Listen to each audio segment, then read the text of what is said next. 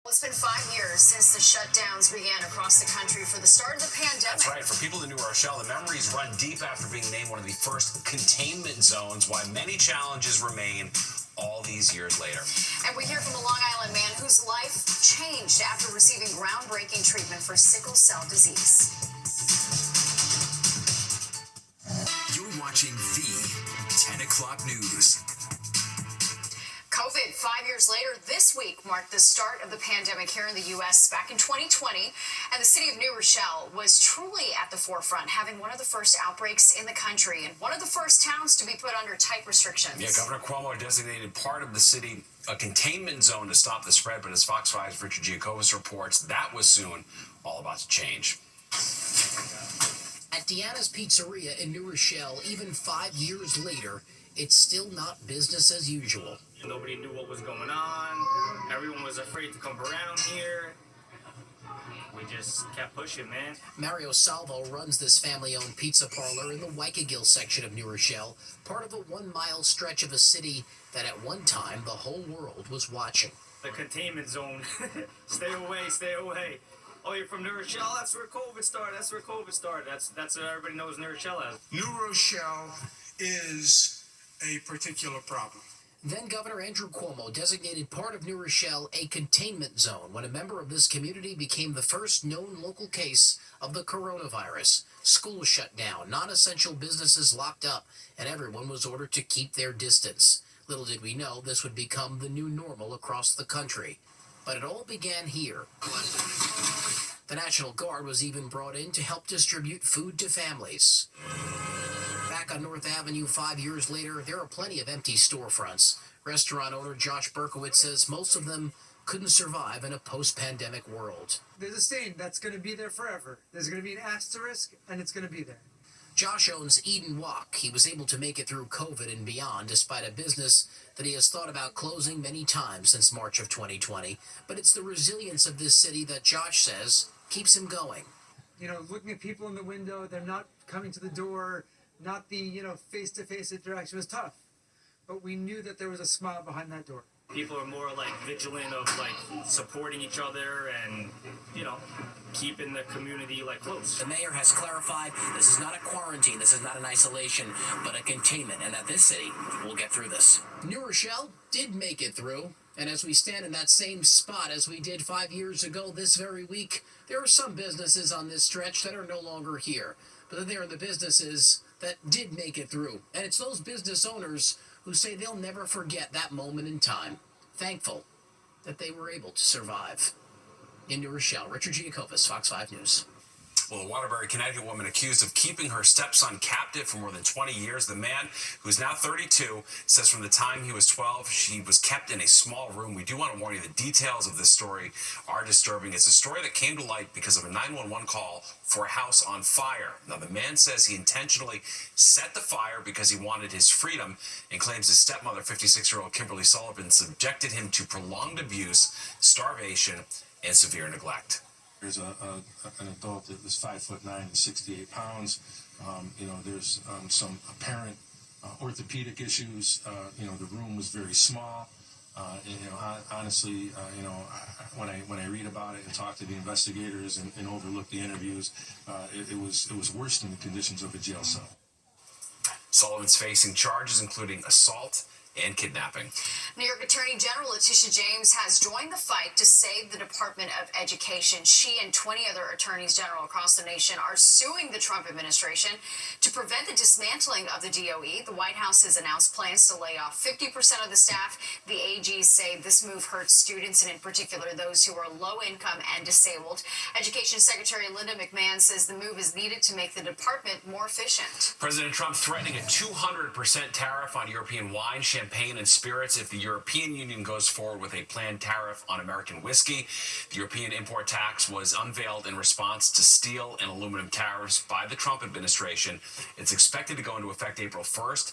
The European Commission says Europe wants to negotiate to avoid tariffs. Russian President Vladimir Putin says he agrees in principle with the U.S. proposal for a 30-day ceasefire in Ukraine, but said there are issues that he wants to discuss with the U.S. Putin made the remarks just hours after the arrival of President Trump's special envoy in Moscow for talks on the ceasefire. The development comes as Trump met with the NATO Secretary General at the White House. Trump expressed guarded optimism about the statement and said he's ready to talk to Putin.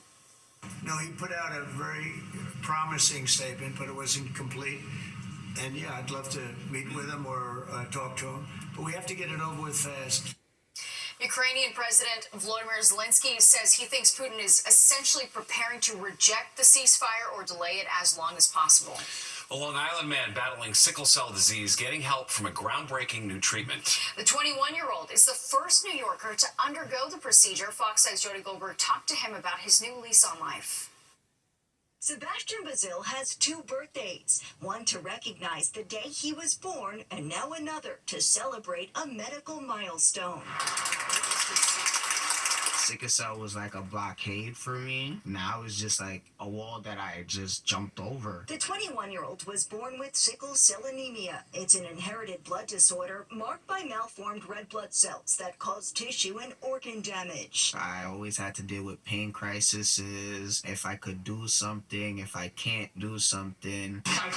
But thanks to a breakthrough sickle cell gene therapy treatment, doctors at Cohen Children's Medical Center deemed him disease-free. The patient is their own drug. You start with their damaged cells, you then fix them, and then after conditioning the patient to receive them, you give them back. Roughly 600 children with sickle cell disease are being treated here at Cohen Children's. Doctors say approximately 100,000 people are living with it in the United States and millions more in the world. The cliche, the future is here, is actually true in this case. The life-altering therapy eliminates the need for a stem cell transplant, which can also cure the disease, but is risky and requires finding the right donor. This medical advancement promising news to those suffering from the disease. We know that 75% of Caucasians will find a match in the registry, and only 25% of the black population will find a match. Sebastian, who called the hospital his second home because of how often he was there, can now live a normal life. He plans to go to the gym and travel. There is not enough word to show you how grateful I am. He also plans to pursue a future in medicine as a way to say thank you to the team that saved his life. I feel like a new man. In New Hyde Park, Long Island, Jody Goldberg, Fox 5 News. Well, fans of Justin Bieber expressing concern over his appearance lately. That's right, why a social media post from the singer is fueling even more worry about his mental health. Plus, look to the skies tonight. A total lunar eclipse will take over. How long it'll make the moon appear red, coming up next. Well, if you either plan on getting up really early or staying up really late tonight, you are in for a sight in the sky. That's right. A total lunar eclipse will happen for the first time in 3 years. Fox 5's Liv Johnson has more on what you need to know. The Earth goes around the sun, and the moon goes around the Earth. And every so often, one of those 3 things gets in the way of the other. That's the simple way Dr. James Hedberg describes a lunar eclipse, a celestial event where the moon falls completely within the Earth's shadow. You may remember the total solar eclipse in 2024. Many people in the U.S. experiencing complete darkness when the moon passed between the sun and the Earth. But something unique about a total lunar eclipse is that we can still see the moon during this event, but the color changes. Usually we see a big glowing ball of white moon up there, but on the lunar eclipse, most of that light will be blocked by the Earth, and you'll just see a little reddish tint. It's what they call a blood moon. While the moon passes in front of Earth, the white light from the sun can't reach us. Instead, we see red light. But why red? Why not blue or green? Well, it's the same reason we see the colors red and orange at sunset. Red light has longer wavelengths than blue light. So when the sun goes down, blue light is scattered by particles in the Earth's atmosphere. Red light can travel directly through the atmosphere and is the only light that can reach us during a total lunar eclipse. The light that gets filtered around the Earth is basically sunsets. projected on the moon. Dr. Hedberg says while lunar eclipses are often overshadowed by solar eclipses, which are rarer and usually cause a bit more excitement, in ancient times, it was lunar eclipses that gave people the idea that Earth was a sphere. You could watch the shadow of the Earth as it went across the moon and interpret the shape of that shadow as a spherical object blocking the sunlight. And though it might not cause as much stir as a total solar eclipse, at the very least, it's what Dr. Hedberg refers to as a punctuation mark in the story of the world. I remember all of them. Yeah. Otherwise, the days just go by. One day's the same as the next that goes by and by and by. Sure, some things happen in your life, but this sort of sets little bookmarks with the universe. Now, you don't need any special equipment to see the blood moon, and unlike a solar eclipse, it is safe to look at. It'll start around 1 o'clock in the morning and peak around 3 o'clock in the morning. The next lunar eclipse will be next March 2026. Liv Johnson, Fox 5 News.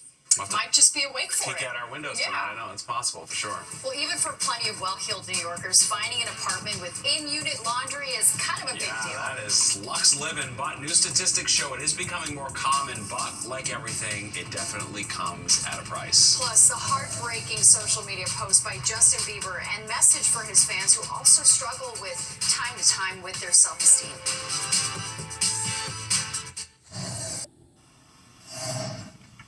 Well, Justin Bieber is opening up about his mental health in a heartbreaking post on Instagram. The pop star revealing people always told him he deserved everything he received in life, but saying he feels like a fraud and unworthy. He tells his fans if they feel the same, they're not alone, and this comes days after another social media post telling his fans none of them have anything to prove, despite feeling they may owe others a lot. George Clooney making his Broadway debut last night. It was a packed house at the Winter Garden Theater for the first preview of Good Night and Good Luck. The production shared video from the first curtain call. Clooney isn't only starring in the play, he's also a co-writer. The stage version was adapted from his 2005 film. The historical drama focuses on the clash between journalist Edward R. Murrow and Senator Joseph McCarthy. While having a washer and dryer in a New York City apartment used to be a pretty rare perk. Yeah.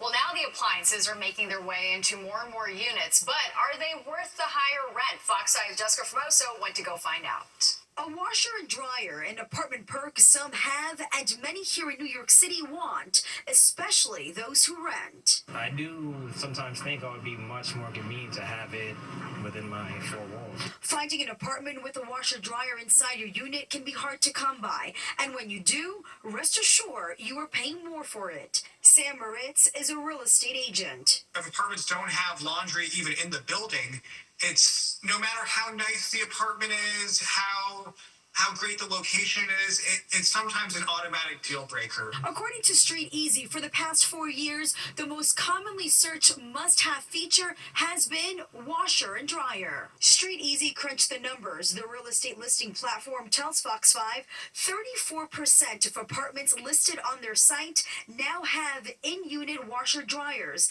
That's up from 27% in 2021. That convenience of that in-unit washer dryer comes with pretty hefty premium. A 12% price premium compared to similar apartments without an in-unit washer dryer. David Brand is a housing reporter for WNYC Gothamist. He asked Street Easy for the citywide analysis. A $3,000 apartment, pretty standard rent these days in New York City, that a 12% increase would be $360 more a month. So the question is the convenience worth the extra cost? I don't think so. Too expensive? Yeah, probably. I don't know. It really just boils down to the overall cost of living and my budget, you know. But it would be a plus to have it. Sometimes landlords come to me and say, what will increase the rent of my apartment? And there's only a few things that will increase the rent. Installing washer dryer, installing dishwasher, installing central air, and having outdoor space. If money wasn't an issue, New Yorkers would agree it's a perk they would splurge on. In Astoria, I'm Jessica Formoso, Fox 5 News. Yeah, having in-unit washer dryer is like such a flex. Like, wow, yeah. we really made it. I've never had it. We don't have it. We looked at another apartment in our building that had it on a higher floor, but it was the tiny ones. Yeah. And it just didn't we weren't getting enough other stuff to make it worth doing the move, but we wanted that washer and dryer big time. Everything has to be so tiny in these New York City apartments. I know, it's true. Yeah. Oh, Nikki boy, you're the burbs. You don't have to worry about this probably have, foolishness. like, a whole laundromat yeah, so we got 2 in the first refrigerators, floor. a couple washer and dryers. Let's not get crazy here, but yes, we opted for the bigger space, and we have our washer and dryer, and it runs. Oh, lucky you. Oh my goodness, with the 3 I'm gonna girls when start they were sending younger. you my laundry next. 24/7, right? I'm sure back in the day. You do that. Send me the laundry. You'll see it in about a month. All right, well, let's clean house here and talk about our weather, which hopefully we'll keep clean tonight as far as keeping those clouds away, right? We got the lunar eclipse between about 1 and 3:30 in the morning. There are just some clouds out there now, and again, we hope some of those breaks in the clouds will remain so you can get a shot of that moon, which will look on the little reddish side overnight. 50-39 today, 49-35 as average, so we're close. 85 and 6 in the records. They're about 100 years apart there, though. 7:10 sunrise down 7:01. By the way, we're getting close to the anniversary of the 1888 blizzard. You can see the setup was from very, very cold air before that storm struck. Okay, 41, some clouds, winds out of the east, humidity up a little bit, pressure strong and steady, 30.11. Temperatures, though, cooling down. We're now 38 in Sussex, 37 at White Plains, even 30s out onto the east end. Low 40s, though, Bridgeport to the city, right down to Belmar, back to 37 in Trenton. And again, the little temperature drop from last night, particularly near town, but actually Long Island is a little bit milder than it was 24 hours ago. All right, east-northeast wind, that's lightened up considerably. It's going to stick around that 10-mile-an-hour range, I think, as the night goes along, and it'll be back that way for tomorrow. And as we look at the temps for the highs for the day, again, right about 50 in town to Islip, stayed in the 40s on the east end, up to White Plains, down to Belmar, wind coming right off the ocean there. But inland, away from that ocean breeze, it was mid-50s, and you're going to see how cool it was in eastern New England. Boston and Providence only in the 40s today. Rochester recovered from being 40 yesterday to 59 today. That's a nice improvement. 50s, though, wedging down to Virginia with that northeast wind, and then you go just west of there, it's in the 70s. Pittsburgh on down towards Cincinnati, even 80 in Nashville for today. All right, close-up satellite view, you can see some of these clouds, kind of hard to see, but they're there. And then there's another little swid of clouds here coming in from central New York State. I'm just pointing that out again. We want to try to see that lunar eclipse tonight, so we'll see if that works out. Once that passes, weather's pretty quiet. This storm system is producing, again, lots of rain across parts of the southwest, snow as you get up to the higher terrain. Our weather for now is being dominated by that area of high pressure up over eastern Canada. That's giving us that easterly airflow and thus the cooler temperatures. Eventually, you will see this system make its move across the country. That's going to be affecting us by the time we get particularly to Sunday.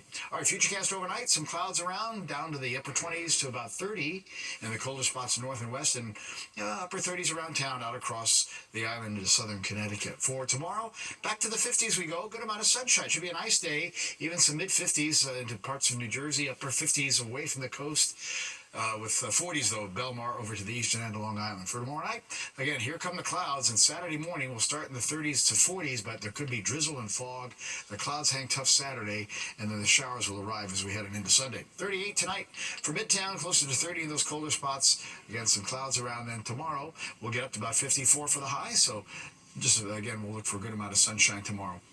All right, we're at 58 on Saturday morning, drizzle, fog, but then it stays cloudy. Shower Sunday, windy. They'll last into Monday morning. 60s on Sunday, 50s Monday, but nice Tuesday, Wednesday, and hopefully Thursday. More of the 10 o'clock news after this. The price of gold hits a record, topping $3,000 an ounce today. It's the latest sign of investors seeking safety amid the economic uncertainty surrounding the president's tariff wars. Analysts predict it could go as high as $3,500 an ounce by the third quarter. And just in time for St. Patrick's Day, the price of corned beef is getting so expensive that some suppliers are no longer selling it. That's according to the New York Post. Numbers show the price of corned beef has gone up about 9% over the last year and about 44% over the last 5 years. I love getting that on St. Patrick's Day once a year. I do love it. It's good. All right, there's more of the 10 o'clock news straight ahead. But first, here's a look at what's coming up next on Good Night New York.